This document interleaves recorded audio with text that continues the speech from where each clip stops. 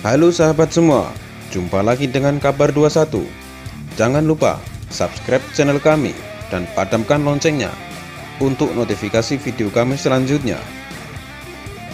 Papua Nugini menjadi tempat perlindungan bagi OPM.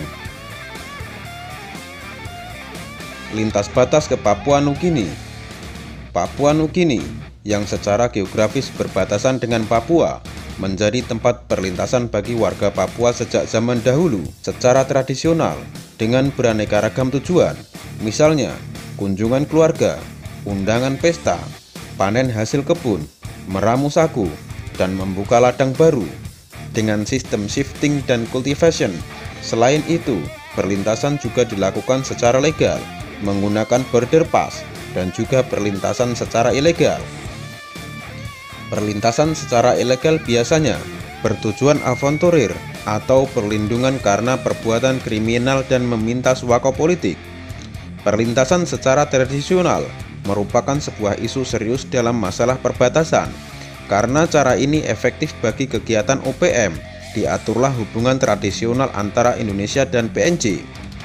Penandatanganan persetujuan dimulai oleh pemerintah Australia pada tanggal 12 Februari 1973, kemudian diperbarui pada tanggal 13 November 1973 antara pemerintah Indonesia, Australia, dan PNJ untuk mengatur perlintasan tradisional tersebut dalam perkembangannya tahun 1978.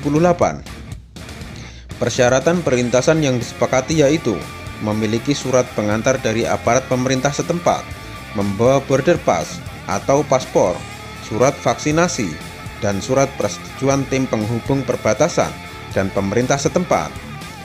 Berlaku khusus bagi mereka yang ada hubungan keluarga. Selanjutnya tanggal 18 Oktober 1979, Departemen Luar Negeri PNJ mengeluarkan press release NM29-97 tentang naskah persetujuan baru antara Indonesia dan PNJ yang berisi administrasi perbatasan bersama. Namun karena keterbatasan dan ketidakmampuan masyarakat, mereka tidak memperhatikan lagi persyaratan yang dibuat tahun 1978 itu. Perlintasan yang bertujuan politik sebenarnya sudah terjadi sejak Papua secara resmi menjadi bagian NKRI tahun 1963. Namun belum ada catatan yang pasti tentang berapa jumlah penduduk Papua yang menyeberang ke PNJ. Banyak penduduk Papua menyeberang ke PNJ setelah selesai PPRA, khususnya mereka yang mendukung OPM atau simpatisan OPM dan merasa tidak aman di Papua, memutuskan untuk pindah ke PNJ. Pada tahun 1968, tercatat 1.200 orang mengungsi ke PNJ dan sekitar 200 orang mendapatkan izin menetap di PNJ. Pengungsian besar-besaran memuncak tahun 1984, tepatnya pada bulan Februari. 300 penduduk Papua tiba di Vanimo, ibu kota provinsi West Sepik, PNJ, yang berjarak 35 km dari perbatasan atau 70 km dari Jayapura. Mereka melarikan diri karena kegagalan pemberontakan OPM di Papua dan khususnya di Kabupaten Jayapura, Merauke, dan Jayawijaya. Selanjutnya, TNI mulai melakukan langkah-langkah tepat dan terukur melalui berbagai operasi militer dan operasi intelijen. Para pengungsi tidak hanya rakyat jelata, melainkan juga pegawai pemerintah, karyawan swasta, tenaga pengajar Universitas Cendrawasih, yaitu Fred Atabu dan Thomas Ireu, mahasiswa, dan pelajar sekolah menengah. Mereka melakukan penyeberangan ke PNJ melalui darat dan laut dengan menyewa perahu nelayan. Hingga akhir bulan April 1984, jumlah pengungsi menjadi 6.000 orang dengan mayoritas dari wilayah selatan perbatasan, yaitu Kabupaten Merauke, khususnya kecamatan-kecamatan Mindiptana, Tanah Merah, Waroko, Muting, dan Merauke. Hingga Desember 1984, OPM telah menggiring sebanyak 11.000 orang yang berasal dari wilayah Mindiptana, 7.640 orang berasal dari Waroko, Kabupaten Merauke, di bawah pemerintah komando OPM, Hirnadus Tomi, dan sebanyak 3.360 orang dari Jayapura untuk mengungsi ke PNJ. Para pengungsi dari 3 wilayah tersebut ditampung dalam kamp-kamp pengungsi di Vanimo yang dikenal dengan nama Blackwater, Blackwara, dan Camp di Bewani.